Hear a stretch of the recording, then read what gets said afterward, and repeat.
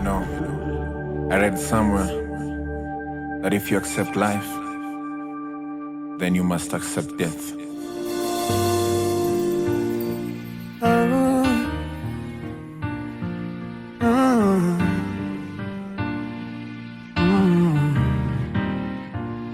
Fly, my friend, fly, my friend.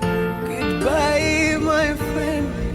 Fly, my friend, fly, my friend. Goodbye, my friend. Oh, fly, my friend. Oh, goodbye, my friend. Oh, fly, my friend. Oh, goodbye, my friend. At least get in touch, niambie kuhusu afterlife. I'm growing weak, nilijichocha, ati I'll survive. Try calling your number killer morning like I used to. How comes you don't call back like you used to? Guilty na ni murder, sio ati madharau. Inaweza pita few days na ndani kama na kusahau. Don't judge me, but who am I to judge or choose? You feel God my time, wewe u confused. We just lost Raz, Papa D na Sniper. And before you pass, I took what tight ka kitambo. Talia kejani, but public ni ka Rambo. You're the brother I never had and the sister I wish. Fly, my friend, fly, my Uibariki Tanzania, dumisha uhuru na umoja, wake kwa waume na watoto. Mungu ibariki Tanzania na watu wake, ibariki Tanzania, ibariki Tanzania, tubariki watoto wa Tanzania. Baba alizaliwa tarehe 12 Julai 1932 kijijini Marangu Moshi, akiwa mtoto wa Eliapenda Ngapanyi Mtei na Ngenaeli Mlingi. Alibatizwa na kubarikiwa katika kanisa la Kilutheri Ashira Marangu. Alifunga ndoa takatifu ya Kikristo na Johara Hassan Miliari katika kanisa la Kilutheri Ngarima tarehe 6 Agosti 1960. Katika ndoa hii alibarikiwa kupata watoto 5, 2 wa kiume na 3 wa kike.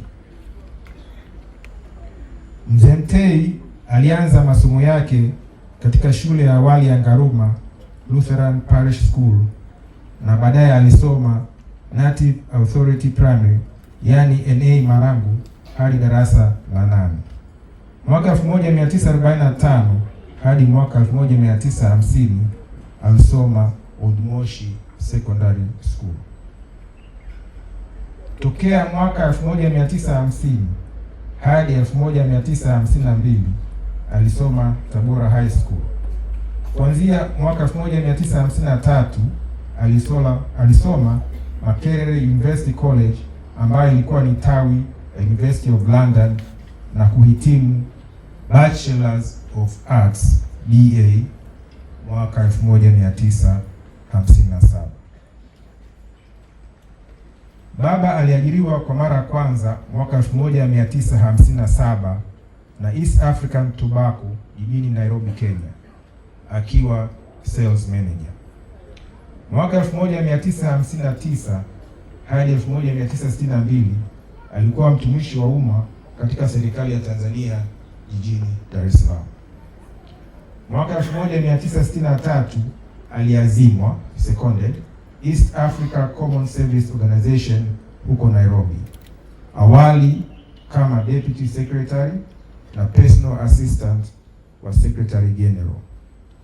Akapandishwa cheo na kuwa Financial Secretary Julai 1964.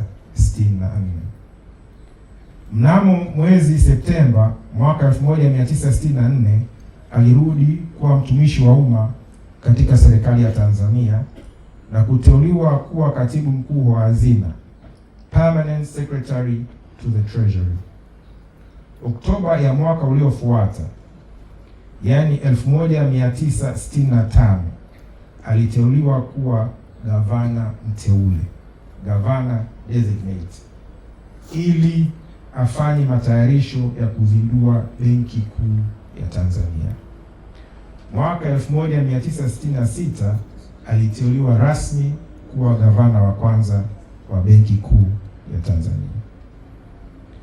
Mnamo April 1974, mzee aliteuliwa kuwa katibu mkuu, Secretary General wa East African Community, kazi ambayo alifanya hadi Februari 1977 alipoteuliwa kuwa waziri wa fedha na mipango.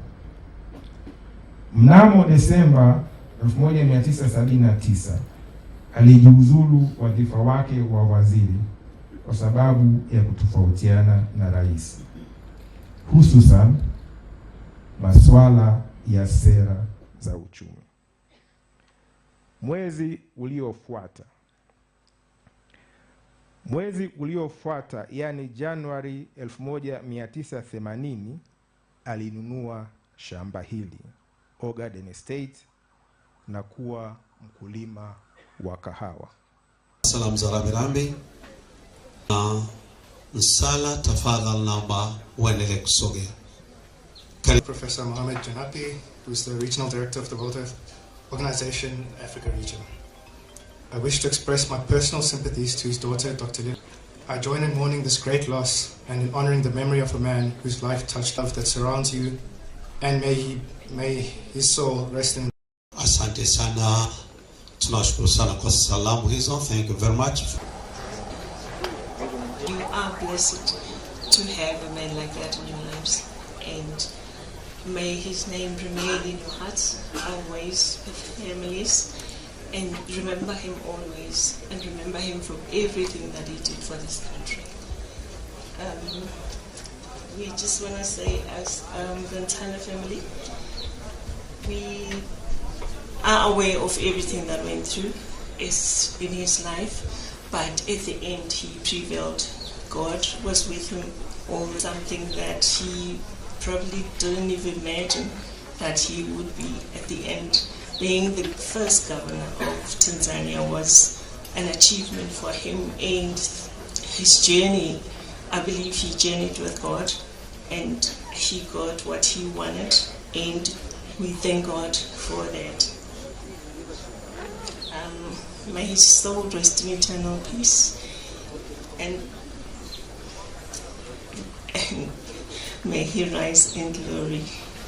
Amen. Familia ya Msala ni watu wa kutoka Afrika Kusini, ambapo mjukuu wa Mzee Mtei ameoa huko. Asante. Asante sana, tunashukuru sana kwa salamu hizo. Thank you very much from South Africa. Bidawi ni kikundi cha binamu, madada na mawifi wa familia hii ya Mariale. Naomba niwasimamishe wenzangu wote tuliokuja kuwasindikiza, mpunge mikono, bidawi wote. Tunapenda tena kuchukua nafasi hii kuwapa pole sana kwa mwenyekiti wetu Dr. Lilian na dada Nora na Kine, ambao ni wanachama wa chama hiki toka mwaka 2000, pamoja na kaka zetu Meli na Mashinda. Poleni sana. Tutaendelea kuwa na hii familia katika kipindi hiki hata watakaporudi Dar es Salaam. Tumetoa shada letu litakalo kwenda kulipendezesha nyumba ya baba ya muda mfupi, baba yetu Edwin Mtei. Neno la Biblia tunalowaachia wanafamilia na wote tuliopo hapa ni kutoka katika kitabu cha Wathesalonike wa kwanza mlango wa 4 mstari wa 13 mpaka wa 14, ambao unasema, lakini ndugu, hatutaki msijue habari zao waliolala mauti, msije mkahuzunika kama na wengine wasio na matumaini. Maana ikiwa tuamini ya kwamba Yesu alikufa akafufuka, vivyo hivyo na hao waliolala katika Yesu Mungu atawaleta pamoja naye. Ndugu zetu, tuendelee kuwa na matumaini kuwa katika huo ufufuo tutajumuika na waliotutangulia. Mungu awape faraja na amani ya kweli, mliishi neno Baba aliloachia na hata katika kitabu hichi. Asante. Nikumbushe tu, mojawapo ya watu ambao watatoa salamu ni mzee wetu Walter Bugoya.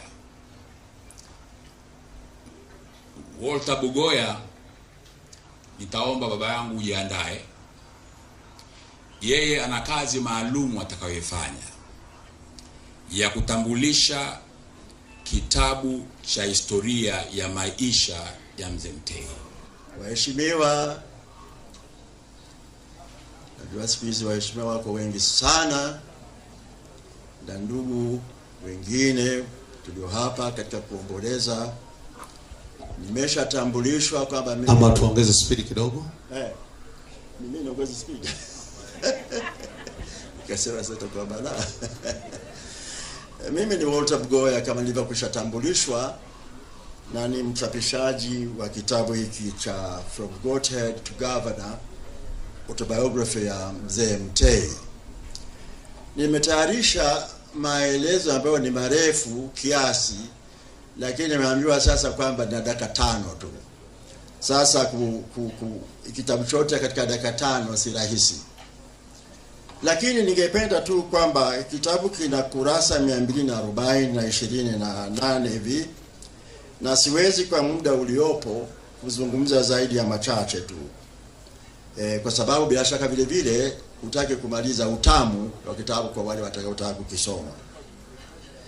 Kwa bahati nzuri Mzee Mtei aliandaa ufupisho summary ya kitabu chake ambayo ndio ukurasa sura ya kwanza.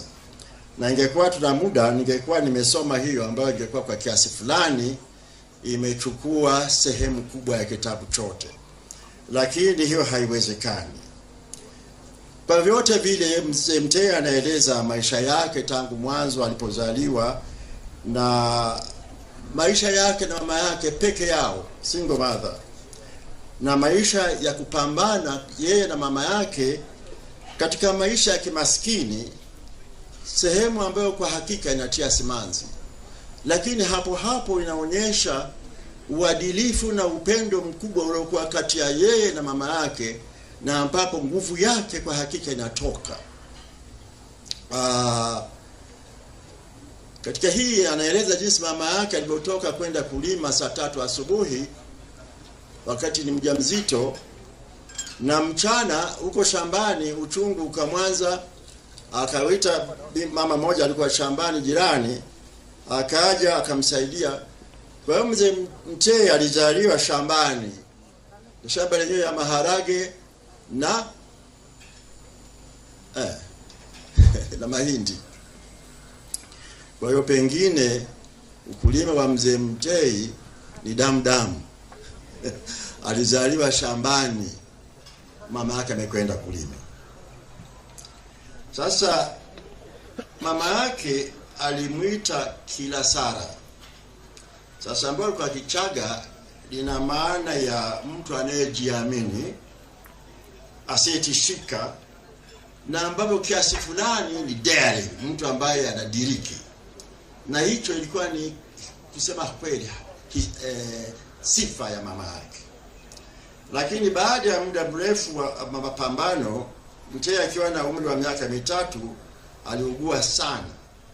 Mama akaamua kuwa hili lilikuwa kubwa na halitaka zaidi ya ujasiri wake. Hapo akambadilisha jina na kumuita Mbiliewi, ambao maana yake ni shauriane na nani. Sasa Mtei alipogundua baada ya miaka 6 kuwa Kilasara lilikuwa jina la wasichana pia, yani unisex, akasema hapana hili sijitaki hili. Basi akabaki na hili la Mbiliwei. Sasa mambo mengi ya mheshimiwa marehemu yamezungumzwa, na kwa hakika kuchambua ni lipi itakuwa si kumtendea haki. Kwa hiyo katika kusoma hii kitabu unapata historia sio yake yeye mwenyewe binafsi, lakini historia ya nchi yetu katika kipindi cha kwanza ambapo taasisi nyingi zilikuwa zinajengwa. Benki Kuu, na hii ni sehemu nzuri sana ya kitabu hiki, anasema jinsi alivyosimamia ujenzi wa Benki Kuu, ikajengwa kwa bei nafuu kwa sababu hakuwa kupinda, na yeye alisimamia, na mpaka leo lile jumba bado limeimara kabisa kama jumba jana. Sasa nadhani hizo dakika 2.5 zimepita. Haya, zinabaki sasa. Uongozi wa Mzee Mtei, ili la Uswahili ni kweli kabisa, na nilipopata kitabu chake kwa kujua Uswahili nikamwambia Mzee Mtei, mimi nataka kitabu hiki kiwe kabisa kimehaririwa vizuri sana. Kwa hiyo mimi natafuta Uingereza mhariri atakao kifanyia kazi. Mzee Mtei akasema amefurahi sana. Kwa hiyo nikatafuta wahariri Uingereza, na yeye anawapa shukrani zake katika ukurasa ya kwanza. Wakahariri kitabu kile mpaka wakamaliza, kitabu kikatoka vizuri. Sasa humu kuna mambo ambayo ningeweza kuzungumzia, hatua zenyewe za uhariri, mambo fulani tuliokuwa turekebishe na kadhalika, lakini yote haya yamo katika kitabu hiki. Pengine ningefanya tu haraka kusoma literally, yani picha zilizomo katika kitabu hiki, lakini siwezi kumaliza bila kuzungumzia jinsi alivyochumbia Mama Johara, kwa sababu hii ni sehemu very beautiful kabisa sana. Sasa na alafu inaonyesha mbinu ya Mzee Mtei, kwa sababu Mzee Mtei huyu binti alikuwa ni mtoto wa Muislamu, Hassan Mariale. Kwa hiyo kulikuwa na swala kidogo hapo. Sasa mzee akaamua kwamba njia nzuri kwa kumwelezea Mzee Mariale jinsi yeye alivyokuwa na shauku ya kumsaidia Johara kusoma.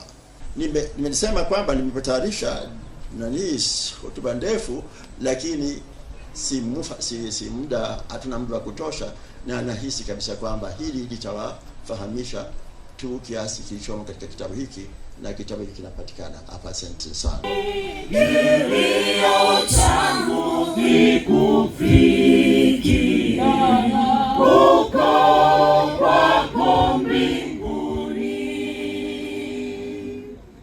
Kwa niaba ya marafiki wote waliopo Tanzania na nje ya Tanzania, basi Jenerali Ulimwengu atakuja kutoa salamu kwa niaba ya hao marafiki. Nyuma yake wako maaskofu, wako wachungaji, wako mashehe, wako wasomi, legends mbalimbali kwenye industry tofauti. Kwa hivyo Jenerali atakuja kutoa salamu kwa niaba ya marafiki wa Chadema. Alikuwa ni baba yangu, amekuwa na watoto ambao wengine wamekuwa ni watu wa karibu sana kwangu, na amekuwa ni mwanasiasa, kwa sababu mimi nilifuatilia siasa wakati wote tangu nikiwa mtoto. Nimekuwa nikiwasiliana na Mzee Mtei, na kuna mambo mengi sana amefundisha mimi mwenyewe. Ni mengi. Sasa nichukue moja. Mzee Mtei hakupenda kitu kimoja kinaitwa Uswahili, na hii alikuwa mfadhili kwangu wakati amenitafuta nitoe maelezo fulani kuhusu kitabu chake From a Goatherd to a Governor. Nazungumza naye Dar es Salaam, akaniambia katika mambo yanayomuudhi sana, na alikuwa anazungumza katika muktadha wa sakata lile la kujiuzuru waziri wa Mwalimu, wakati wamepishana na Mwalimu kuhusu nini wafanye na IMF. Wamepishana sana, na mwisho wake kabidi ajiuzuru. Na ukweli ni kwamba Mwalimu ile kujiuzuru ilikuwa ni njia yake ya heshima ya kukufukuza kazi. Anakuambia nasubiri barua yangu. ilikuwa maana nenda kaandike barua kwamba umejiuzuru, usilazimishe nikufukuze. Na niambia kitu kimoja wakati nakwenda kutoa maelezo kuhusu kitabu chako. Akasema Uswahili ni jambo mbaya sana. Akasema mimi nadhani mwalimu alishaingia utamaduni wa Swahili. So Uswahili ni maana nini? Uswahili maana yake ananieleza ni kusema kitu ambacho mnajua kwamba si kweli na unatarajia kwamba huyo anamwambia ataamini kwamba ni kweli. Huyo ni Swahili. Na akasema Uswahili ni kutoa ahadi ambazo unajua hutozitekeleza. Uswahili ni upangaji wa maneno mengi ambayo ndani yake hamna kitu.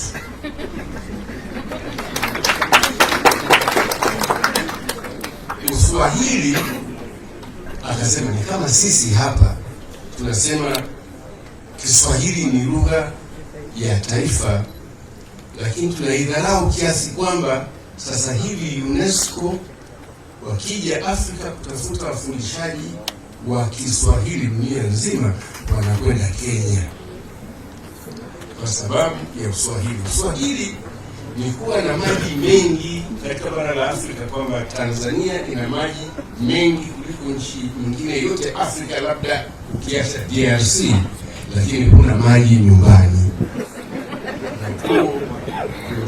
Uswahili naongeza mimi ni kuahidi mambo ambayo katika dhamira yako huna nia ya kuyatekeleza, na kuandika ndani ya misahafu yako kwamba wewe unaongoza nchi ya kidemokrasia wakati unatamani kuongoza nchi kama ilivyofanya Pinochet na madikteta wengine wa duniani.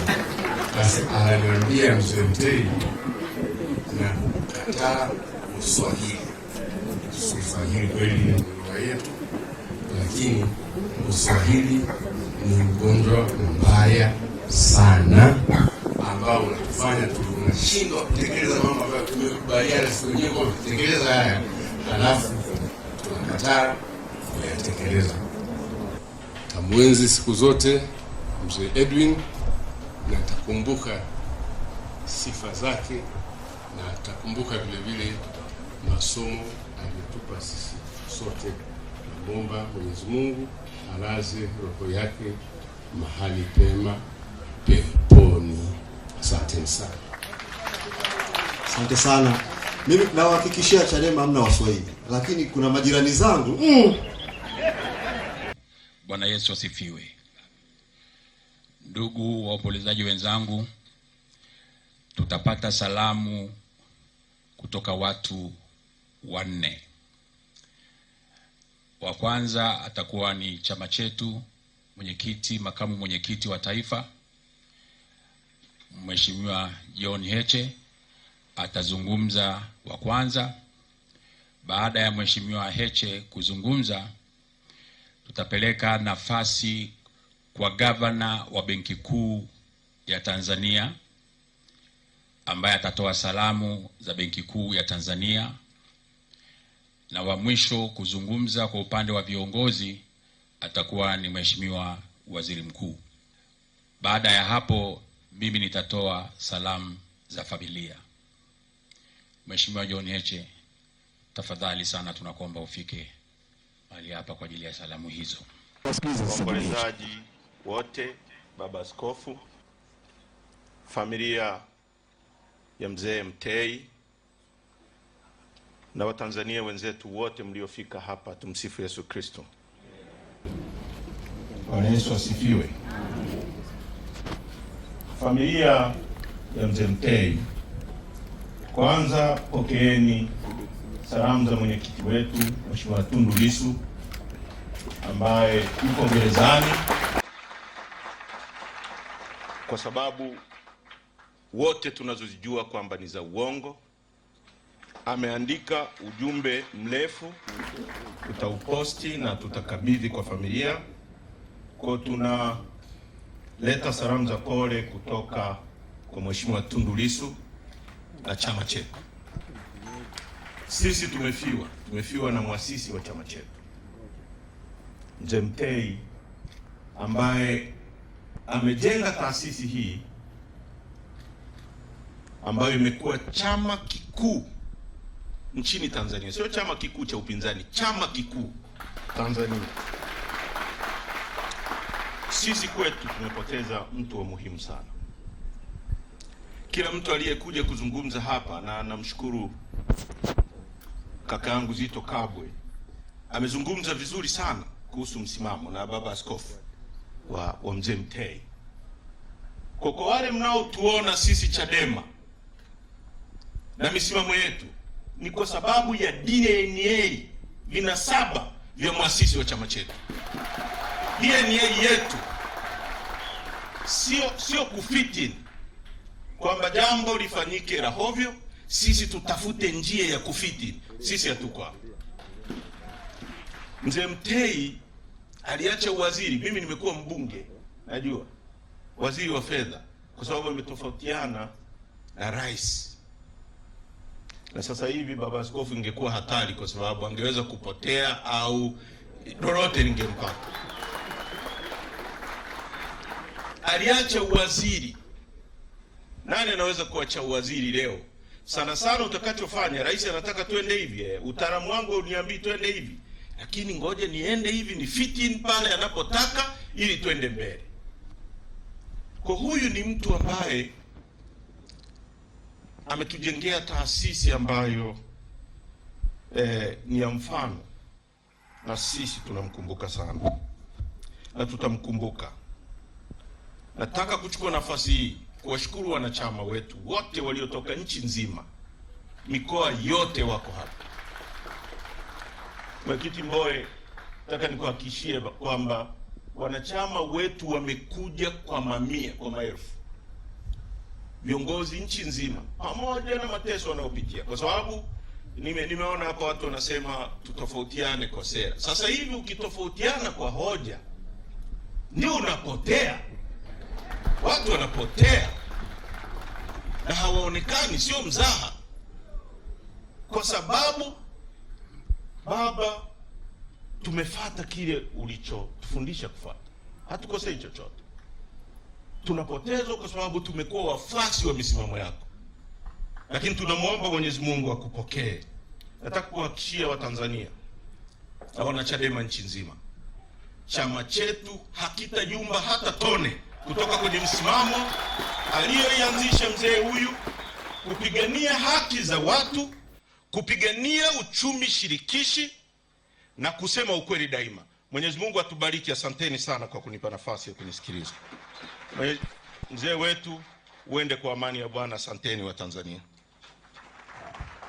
Waheshimiwa wahasham, mababa askofu mliopo, pamoja na itifaki yote ya kanisa, Mheshimiwa Waziri Mkuu wa Jamhuri ya Muungano wa Tanzania Dr. Mwigulu Lameck Nchemba, pamoja na itifaki yote ya kiserikali iliyopo, ndugu zangu waombolezaji, mabibi na mabwana, tumsifu Yesu Kristo. Bwana Yesu asifiwe. Assalamu alaikum. Naomba nitumie nafasi hii kuongea mambo matatu. Swala la kwanza ni shukrani. Naomba nianze kwa kumshukuru Mwenyezi Mungu mwingi wa rehema, ambaye kwa namna ya pekee alimleta duniani mzee wetu Edwin Mtei na akamruzuku maisha marefu ya takribani miaka 93, miezi 6 na siku 7, ambao kwa kweli ni muda mrefu, ni maisha marefu kama alivyosema baba askofu mstaafu. Tunao wajibu wa kumshukuru Mwenyezi Mungu kwa hilo, kwa kuwa tunafahamu wapo wanaofariki siku ya kuzaliwa, wapo wanaofariki chini ya umri wa miaka 5, wapo wengine wanafariki katika umri mbalimbali, lakini kwa miaka 93, miezi 6 na siku 7, kwa kweli tunao wajibu wa kumshukuru Mwenyezi Mungu. Lakini nitumie pia nafasi hii kuwashukuru familia ambao kwa namna ya pekee wameendelea kumtunza mzee wetu Edwin Mtei. Na mimi nilifika mara kadhaa hapa sababu kwa Benki Kuu kuna chama cha wastaafu wa Benki Kuu ambacho gavana anayekuwepo madarakani anakuwa mlezi wa chama hicho. Kwa hiyo nitambue pia, na hapa amekuja mtangulizi wangu Gavana Florence Ruoga, naomba pia usimame, ambapo Ruoga amekuwa gavana wa 7 na mimi nichukua kijiti kutoka kwake, gavana wa 8, lakini gavana wa kwanza ndiye alikuwa hayati Edwin Mtei. Kwa hiyo kwa familia, kwa namna walivyokuwa na mtunza, kwa kweli ni swala la kuigwa, nao tunashukuru sana. Ndio maana ameweza kufika kipindi hicho cha maisha hayo marefu. Na mara kadhaa nilipofika nilimkuta na yule sister aliyekuwa na mtunza. Kwa kweli utaona kabisa namna ambavyo alikuwa na mtunza kwa moyo wa upendo. Mheshimiwa Waziri Mkuu, pamoja na itifaki yote ya kiserikali, ndugu zangu waombolezaji wote, ombi langu kwenu ni kwamba tuendelee kumwenzi kwa kutekeleza mambo yote kwa uadilifu, kwa nguvu, kwa kuchapa kazi, tukiwa na hofu ya Mungu, na ninaamini Mungu ataendelea kutubariki na kuhakikisha kwamba uwepo wetu hapa duniani utakuwa na mchango chanya, ili hatimaye siku moja tutakapokutana naye mbinguni kwa Baba, basi wote tuweze kutoa hesabu ya yale maisha yetu hapa duniani, tukiamini kwamba tuliowatenda ni mema. Bwana alitoa, Bwana ametwaa, jina la Bwana lihimidiwe. Asanteni sana kwa kunisikiliza. Nimkaribishe Felix Mosha. Felix Mosha, tafadhali karibu kwa ajili ya salamu za rambirambi, na tunaomba tafadhali tuende kwa spiri kidogo. Usharika wa Ngaruma, baba mchungaji, naomba usogee karibu. Karibu, tunasitisha. Bwana Yesu apewe sifa. Amen. Niliyesimama mbele yenu ni mchungaji Kristosia Ngowi, mchungaji kiongozi usharika wa Ngaruma kwa Marangu. Usharika wa Ngaruma ndiko mahali ambapo baba yetu Edwin Mtei ameasirika, na historia yake inaonyesha pia amesoma chekechea kule na hata kufunga ndoa. Na hivyo usharika wa Ngaruma nilipopata taarifa ya tukio hili, kwa ni vyema tuungane na familia kuwapa neno la pole, tujua kwamba Mungu amewapigania katika kumuunguza baba, lakini mmeweza kuona mkono wake uko pamoja nani. Mmepita kwenye magumu, lakini Mungu wa mbinguni naamini kwamba mmeendelea kuwashika na ataendelea kuwashika daima. Sharika wa Ngaruma unawapa pole na Mungu aendelee kuimarisha. Niwaachie ujumbe wa neno la Mungu toka Zaburi ya 125 mstari wa kwanza unaosema, wamtumainio Bwana ni kama mlima Sayuni ambao hautatikisika, wakaa milele. Asanteni sana na Mungu aendelee kuimarisha. Asante Manyela wakili. Mheshimiwa Sharifa tafadhali, mwenyekiti wa baraza la wanawake. Mheshimiwa Sharifa. Baada hapo Mama Susan, mwenyekiti wa wazee. Mheshimiwa Sharifa, mwenyekiti wa wanawake.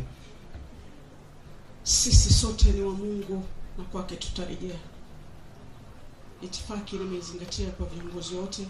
Assalamu alaikum. Tumsifu Yesu Kristo. Kwa niaba yangu binafsi na kwa niaba ya baraza la wanawake Chadema, napenda kuchukua fursa hii kutoa pole kwa familia ya Edwin Mtei. Edwin Mtei alikuwa ni kiongozi shupavu kwetu.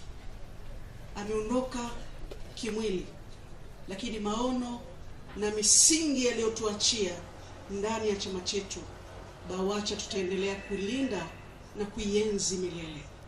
Edwin baba, tunakuombea nenda salama, lakini BAWACHA tunasema tutaendelea kukilinda na kukienzi chama chetu mpaka pale kieleweke. Asanteni sana kwa kunisikiliza. Mungu awabariki sana. Asante. Karibu Mama Susan Limo, mwenyekiti wetu wa baraza la wazee, na nitakuwa nimebakiza watu wawili alafu tutakuwa tunahitimisha.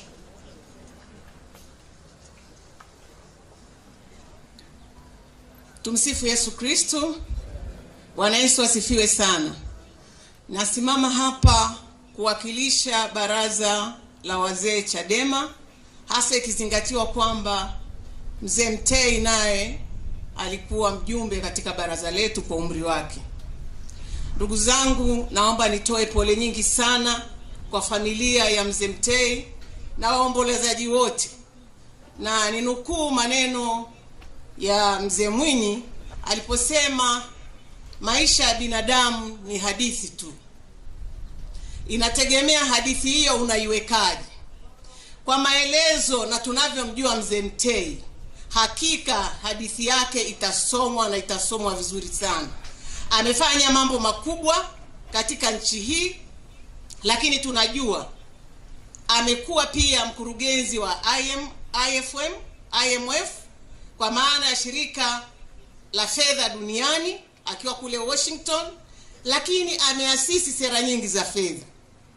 Tunajifunza jambo moja kubwa kwa mzee huyu, kwamba mzee huyu amekuwa mstahimilivu, hakuwa mbinafsi, aliacha yote kwa ajili ya kuleta mabadiliko katika nchi yetu. Kwa vijana wa sasa, tunawaomba sana tuache usaliti. Mzee huyu angekuwa msaliti leo Chadema isingekuwa hapa.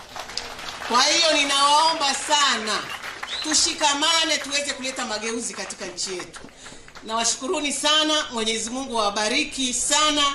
Raha milele umpe Bwana, na mwanga wa milele umwangazie, apumzike kwa amani. Mheshimiwa Sugu, kanda ya Nyasa, karibu.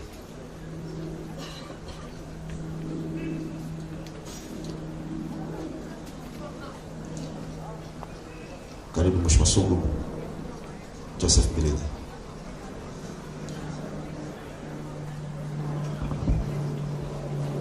Tumsifu Yesu Kristo. Bwana asifiwe sana. Naomba kwa niaba ya kanda ya Nyasa, na mimi niko hapa nimeambatana na viongozi wenzangu wa ngazi mbalimbali, wakiwemo wa ngazi ya kanda pamoja na mikoa yake na majimbo, wako hapa kwa ajili ya kuomboleza msiba huu. Poleni sana familia, poleni sana familia. Wakati tunahuzunika na msiba, lakini pia tuna celebrate maisha ya mzee Edwin Mtei, life well lived, legacy ya kufa mtu kabisa, kutokana na rekodi ya maisha yake na alichokifanya kwa taifa hili. Mambo aliyofanya kwa taifa hili mzee Mtei yanamuweka bila shaka kuwa one of the very true statesman wa nchi. Hiyo rekodi haiwezi kufutika. Sisi Mbeya na Nyasa, rekodi ya mzee Mtei haiwezi kufutika, kwa sababu wakati anaanzisha chama hiki, Mbeya pia ilikuwa ni sehemu ya kwanza kabisa aliyoamini kwamba akienda kupanda mbegu ya mabadiliko inaenda kuota vizuri, na imeota vizuri, tuko imara mpaka leo. Mbeya na kanda ya Nyasa imekuwa ngome imara ya Chadema. Wale wanaosema kuna watu hapo katikati unasikia Chadema chama cha Wachaga, sisi tunawachola tu, kwa sababu tuko vizuri sana kama chama cha Chadema pale Mbeya na kanda ya Nyasa kwa ujumla. Tunasherehekea maisha ya mzee Mtei. Tunamshukuru Mungu kwa mzee Mtei, tunamshukuru kwa misimamo yake pia. Tunasikia mzee alitofautiana na Mwalimu Mwalimu akiwa rais, akiwa waziri wa fedha, alitofautiana sera, kutofautiana sera. Alimwambia Mwalimu kwamba ujamaa umedunda, haufai tena, kwa sababu njia zake za uchumi hazipeleki nchi mbele. Kwa hiyo ili twende vizuri, naomba twende tufanye 1 2 3. Nyerere akasema mimi siwezi kugeuka nyuma, nimeshapeleka hivi. Mzee akamwambia kama hivyo mimi Ligoma siliwezi, na kuachia goma lako, naenda kuendelea na shughuli zangu zingine. Na shughuli zingine hakuacha mambo ya nchi. Rekodi zinaonekana kama kwenye kuanzisha TACRI, Tanzania Coffee Research Institute, ambayo sasa hivi nasikia jamaa wakasema mbona inakaa wakaona kama legacy.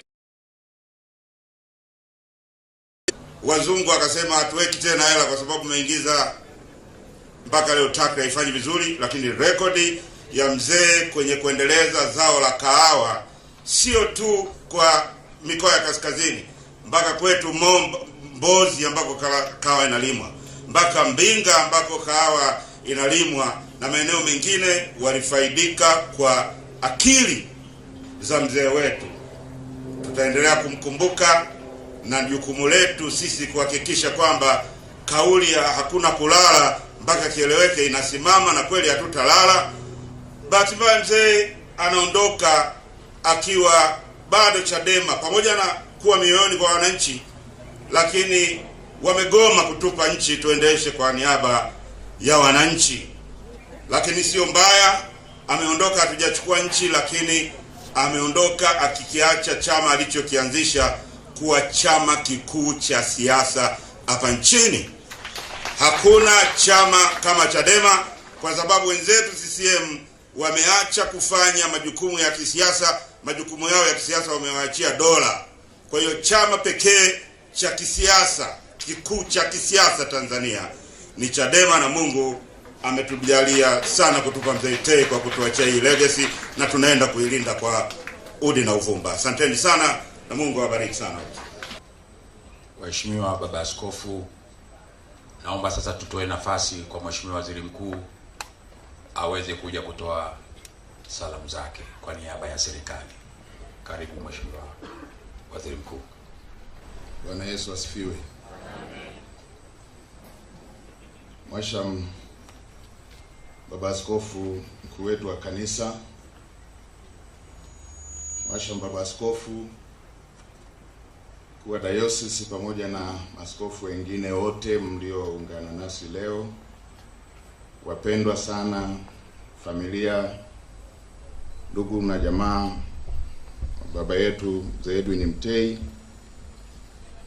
nitambue uwepo wa waheshimiwa mawaziri, Mheshimiwa Profesa Adolf Mkenda, waziri wa elimu, pamoja na Mheshimiwa Balozi Hamis Omar, waziri wa fedha, gavana wetu wa Benki Kuu, ndugu yangu Emmanuel Tutuba, viongozi wa vyama vya siasa, nikitambua uwepo wa mwenyekiti mstaafu Mheshimiwa Freeman Mbowe, makamu mwenyekiti wa Chadema ndugu yangu John Heche, pamoja na viongozi wote wa Chadema, viongozi wa vyama vingine vya siasa, nikitambua mwenyekiti wa CCM ambaye amewakilisha Chama cha Mapinduzi, viongozi wote wa vyama vya siasa, serikali, asasi za kiraia na taasisi binafsi, viongozi wote wa madhehebu mbalimbali ambao wameungana nasi leo katika ibada hii takatifu. Mniruhusu pia nitambue uwepo wa mke wangu, nimeambatana naye. Simama upunge na mkono kwa sababu wa kutambulishwa. Na sote tulioko hapa, mabibi na mabwana, Bwana Yesu asifiwe tena. Mheshimiwa Baba Askofu na ndugu na familia ya mzee wetu Mtei, na mimi nitumie fursa hii kwanza kumshukuru Mungu kwa kutukusanya hapa, kwa kuwa wasifu umetolewa tena kwa ufasaha na mchango wake wote katika taifa letu aliofanya baba yetu mzee Mtei. Mimi nitumie fursa hii kufanya mambo mawili tu. Jambo la kwanza, kutoa salamu za pole. Mhashamu Baba Askofu pamoja na familia ya baba yetu mzee Mtei na waombolezaji wote, niombe mpokee salamu kutoka ambaye yeye alikuwa aje ashiriki yeye mwenyewe, lakini amenituma kuja kumwakilisha. Na mimi natoa salamu hizo za serikali kwa familia. Poleni sana familia, ndugu, jamaa na marafiki wote kutokana na msiba huu mkubwa. Kama tulivyosikia katika wasifu, Mzee Mtei alikuwa mojawapo wa watu wachache duniani ambaye alijaliwa vipawa, karama, kujituma na upendo kwa nchi yake. Ameweza kufanya mambo mengi yenye manufaa makubwa kwa nchi yetu. Na mpaka sasa, Mhashamu Baba Askofu, nadhani baba yetu Mzee Mtei ndio anayeshikilia historia ya kufanya kazi zote kama mkurugenzi katika bodi ya shirika la fedha la dunia. Sote tunatambua kuwa katika maisha yake ya utumishi wa umma, Mzee Edwin Mtei alitoa kipaumbele katika masuala muhimu ikiwemo kumcha Mungu, uadilifu, uaminifu, uzalendo na kufanya kazi kwa bidii. Marehemu alikuwa mojawapo wa Tanzania wachapakazi kweli kweli. Haya yanajidhihirisha kwa utumishi uliotukuka wa baba yetu ambaye akapata nyadhifa mbalimbali kama ambavyo nimetoka kuzitaja, kutokana na kutambulika na weledi wake wa kuwa gavana, waziri wa fedha, katibu mkuu, waziri wa fedha. Mwaka 1982 serikali ya Tanzania iliidhinisha kutumika kwake katika nafasi kubwa katika shirika la fedha la kimataifa, nafasi ambazo nchi wanachama huwa zinapewa kutoa mwakilishi. Ndugu wanafamilia na waombolezaji, itakumbukwa pia mwaka 1982 hapa nchini kulifanyika mabadiliko makubwa ya katiba, sura ya 3 ya katiba ya Jamhuri ya Muungano wa Tanzania ya mwaka 77, ambayo ilirekebisha na kufanya Tanzania kuwa taifa linalofuata mfumo wa vyama vingi vya siasa. Na kama ilivyoelezwa katika wasifu na maandiko ambayo yametolewa, baba yetu Mzee Mtei alikuwa mwanzilishi wa chama cha siasa cha Demokrasia na Maendeleo. Na kutokana na mchango wake amekuwa mwanasiasa ambaye amechangia katika kiwango kikubwa kuendeleza demokrasia ya vyama vingi hapa nchini. Kwa kutambua hilo, Mheshimiwa Rais alielekeza mimi mwenyewe nije kumwakilisha, lakini pia akasema kwa kuwa aliwahi kuwa gavana wa Benki Kuu, gavana wa Benki Kuu ashiriki katika kumsindikiza kwa heshima zote kama mwanzilishi wa taasisi hiyo muhimu na wa muenzi kama ambavyo wanafanya kwa magavana wote. Lakini pia akaelekeza waziri wa fedha ashiriki kwa kuwa Mzee Mtei alikuwa waziri wa fedha. Na leo hii tumeambatana na waziri wa fedha kuwakilisha Wizara ya Fedha. Lakini akaelekeza pia waziri wa elimu kama mtoto wa nyumbani na yeye ashiriki, na leo hii tuko na Profesa Mkenda kuja kushiriki pia kama mtoto wa nyumbani. Mheshimiwa Rais akasema Mzee Mtei atakumbukwa katika msimamo wake, ujasiri wake, maono, uvumilivu na kupenda nchi na kupenda maendeleo. Mheshimiwa Rais amenielekeza kama mtendaji mkuu wa serikali kumwenzi Mzee Mtei kwa vitendo. Na katika kumwenzi Mzee Mtei kwa vitendo, Mhashamu Baba Askofu na wanafamilia, mniruhusu niseme machache. Mzee Mtei alikuwa anapenda maendeleo na tunajivunia alama alizoacha. Nitumie jukwaa hili kumwelekeza waziri wa fedha na waziri wa ujenzi. Natambua serikali ilishaelekeza kujengwa kwa njia 4 kutoka Tengeru mpaka Kia. Walikuwa wanakamilisha mchakato wa manunuzi kipande cha Tengeru kwenda Usa. Jambo hili likamilike mara moja, ujenzi wa barabara za njia 4 uendelee haraka kama alama kwamba leo Mzee Mtei alitukusanyisha hapa. Lakini pia kipande cha Usa Kia kilomita 28 usanifu umeshafikia 80%. Niwatake Wizara ya Ujenzi na TANROADS, kamilisheni haraka asilimia hizo zilizosalia za usanifu na mtangaze kazi hiyo mara moja. Njia 4 kutoka Usa kwenda Kia, ambapo usanifu wake umeshafika asilimia 80, ili kuweza kukamilisha kutoka Tengeru hadi Kia hadi Moshi, baadaye njia barabara ya njia 4. Hii ni hatua ambayo inasubiri tu michakato yenu wataalamu, kwa sababu fedha zipo. Kamilisheni haraka, mkandarasi awe site, na mimi nitasimamia hilo kwa sababu fedha za kufanya kazi hiyo zipo. Lakini la pili, kwa maeneo korofi ambayo tumeona wananchi wanapata shida mle njiani na matuta ya udongo na madaraja yale, mkataba ulisema ujenzi ukamilike Februari 20.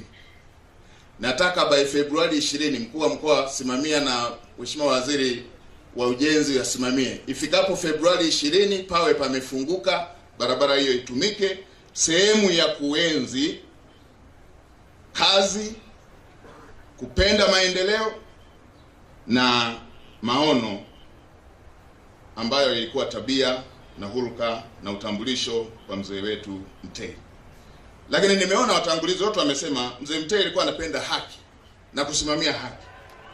Shamba la Mringa Estate lilikuwepo hapa, na katika mchakato kulikuwa kumeelekezwa baadhi ya wananchi wanufaike na sehemu yao, hiyo ilikuwemo kwenye ambayo ilitakiwa ikabidhiwe kama sehemu ya makabidhiano.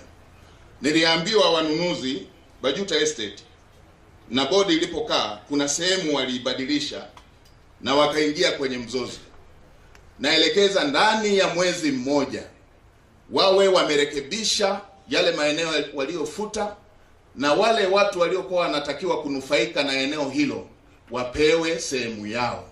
Mkuu wa mkoa pamoja na watu wetu wa ardhi, kamishna wa ardhi anayehusika, wasimamie ndani ya mwezi mmoja wawe wameshakamilisha na wawakabidhi wahusika ambao Mheshimiwa Rais alielekeza, na mimi kama msimamizi nitumie jukwaa hili kuwafikishieni. Tuna maeneo mengi katika majiji ikiwepo jiji la Arusha, machinga na watu wengine, kila mtu ameweka kamwavuli kake, wengine magunia, na mvua ikinyesha kwa sisi wafugaji pale kwenye hiyo soko inageuka kama zizi. Mtu aliyekuwa anafanya biashara hiyo akitoka hapo anatoka kama alikuwa anakamua kwenye zizi. Sasa nielekeze mkuu wa mkoa, meya, rasi na wakurugenzi wote, yabainini maeneo yote yanayofanywa biashara. Tutumie fedha ambazo zinapatikana katika maeneo mengine. Tutumie fedha ambazo zinapatikana katika maeneo mengine ambazo tunatumia katika ya serikali. Nimeyapokea yote, nimeyapokea, na bahati nzuri political will ipo na mimi ndo nimetumwa kusimamia. Kwa hiyo niwahakikishie nimepokea, na mwasha baba askofu na baba askofu uliotoa neno, serikali haitakuwa kikwazo cha kuhakikisha kwamba nchi inakuwa moja na tunasonga mbele. Na mimi niwahakikishie tutavuka na tutasonga mbele, na heshima ya Tanzania mara zote tutakuwa nayo. Asanteni sana kwa kunisikiliza, na poleni tena ndugu na familia, na Mungu atubariki sote. Poleni sana.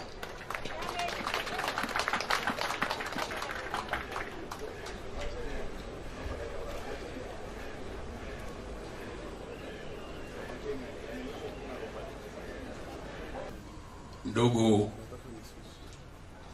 waheshimiwa sana maaskofu wetu wanaotuongoza katika ibada hii, Mheshimiwa Waziri Mkuu, waheshimiwa viongozi wengine wote mlioko mahali hapa, wa vyama vya siasa, wa taasisi mbalimbali, familia ya Mtei, marafiki zetu, wapendwa sana waombolezaji wenzangu. Mimi yangu ni mambo matatu tu kwa kifupi. La kwanza ni kutoa shukrani kwa niaba ya familia ya kina Mtei kwa namna ambavyo makundi mengi ya watu wengi, waombolezaji wengi wamesafiri kwa gharama kubwa usiku na mchana kuja kuungana na familia hii kumlaza baba yetu katika nyumba yake ya milele. Nawashukuruni na familia inawashukuru sana. Jambo la pili, Mheshimiwa Baba Maaskofu na Mheshimiwa Waziri Mkuu, uwanja huu umejaa makundi mawili yenye maumivu makubwa sana. Tumesikia wengi wakizungumza maneno hapa ya kumwenzi baba yetu Mzee Mtei. Sifa moja ya Mzee Mtei ambaye mimi ninamfahamu vizuri na nimefanya naye kazi karibu sana, lakini anayetekeleza ahadi zake.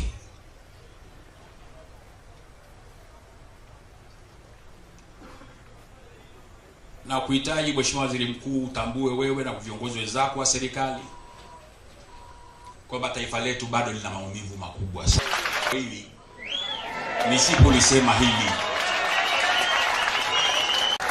na mukiri ukweli, pale ambapo serikali imekosea isione aibu kusema tulikosea hapa, turekebishe.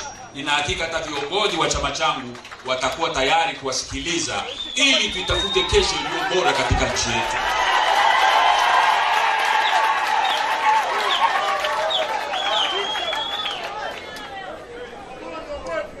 Tunataka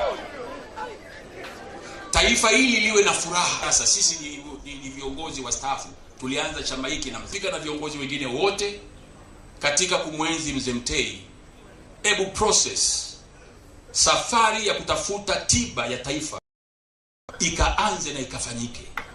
Hawa Chadema wakafanye kazi zao kama ambavyo katiba inawaruhusu. Wale ambao wanastahili haki zao wakapewa haki zao kama ambazo inastahili. Walioko magerezani kwa kesi za kubuma basi vile vile wakaachiwe.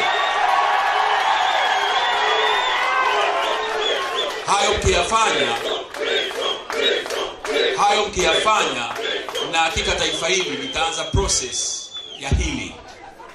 Ndugu waombolezaji, mnisamehe sana, sikutumwa na mtu yote niyazungumze, nilitumwa nitoe shukrani za familia. Lakini kama mwenyekiti mstaafu nikaona nisipokuwa mkweli na ukweli ukaniweka huru, nitakuwa Mswahili. Na sisi jenerali alishatuambia tusiwe Waswahili kwa sababu Mzee Mtei alikuwa hataki watu wa nini na Waswahili. Kwa hiyo waombolezaji wenzangu, tunapokwenda katika hatua ya mwisho ya kumlaza baba yetu, naomba mambo ya hotuba yamekwisha, turudi tena kwenye ibada kwa pamoja wote kwa utaratibu nitakaouelezea, tukamlaze baba yetu salama. Mambo ya hotuba, mambo ya vijembe, mambo ya Kiswahili yamekuwa yameishia hapo. Sasa tunarudi kwenda kumlaza baba yetu kwenye nyumba yake ya milele.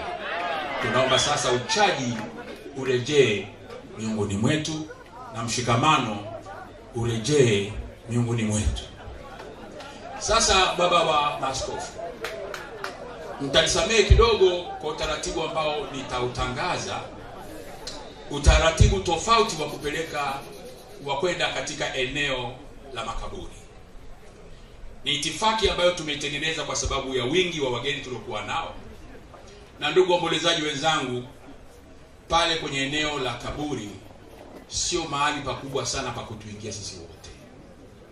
Na ndio sababu tumejaribu kuweka LED screens maeneo yote ili watu wote waweze kufuatilizia kila kinachofanyika.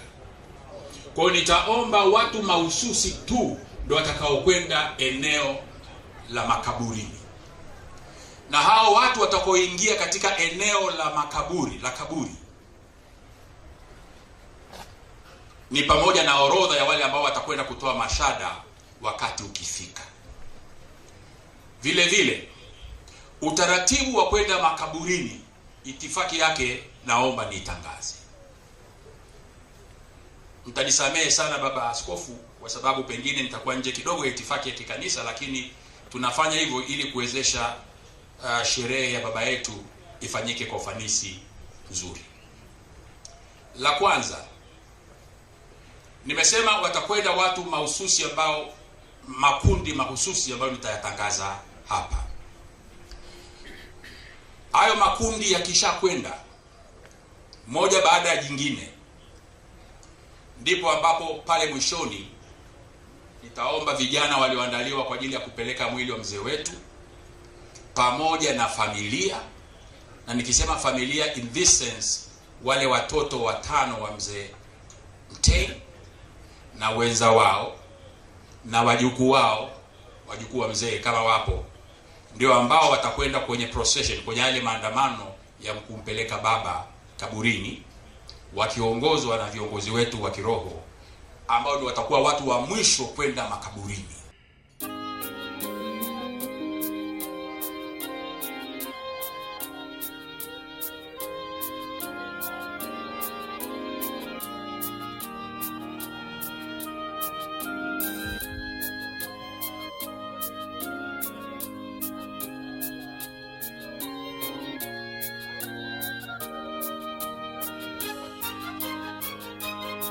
Chini ya bawa lako, Yesu nifiche, unipe raha kwako, kwenye mambo yote, na uwe yote kwangu, hekima, shauri, na siku zangu zote niwe na amani.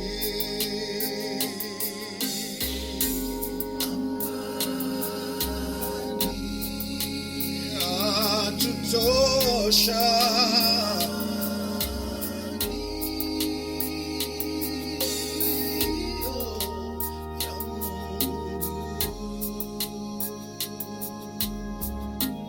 imetolewa kwetu hiyo amani.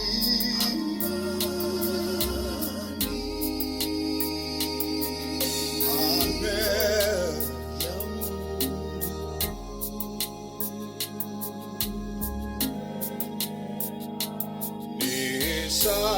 Nisamehe makosa, nioshe kwa damu, unipe nia safi na mapenzi mapya, wakubwa na wadogo, ututunze sote, na kwa amani yako tupate furaha.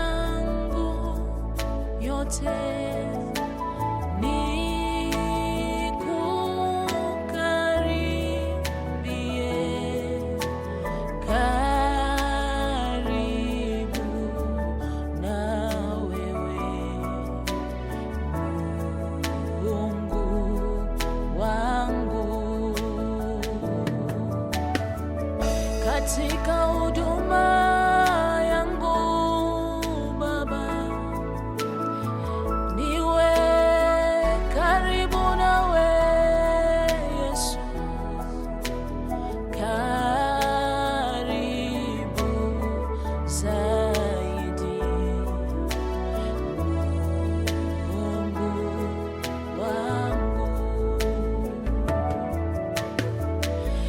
maabudu ninayotoa mbele zako Yawe, niwe karibu na wewe Bwana, karibu zaidi, Mungu wangu.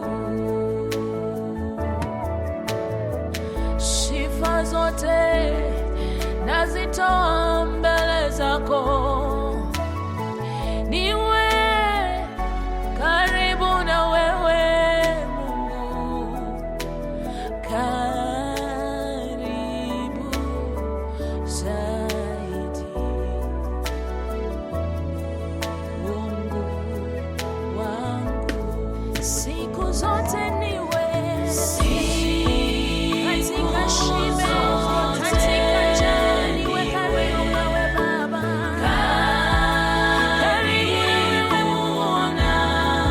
karibu na wewe Baba, karibu na wewe, karibu na wewe Yesu, wewe katika huzuni, katika raha, ninapocheka, ninapolia, niwe karibu na wewe Yesu. Kila hali ikinikaribisha, niwe karibu na wewe Baba, karibu na wewe, karibu na wewe, karibu na wewe, karibu na wewe.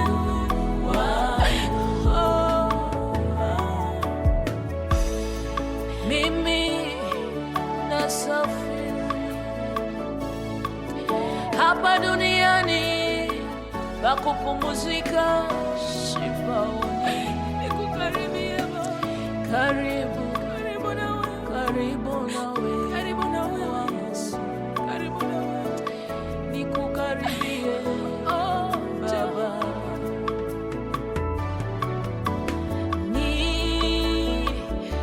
Lalapo katika usingizi wa usiku, karibu, nikukaribie Yesu, karibu zaidi,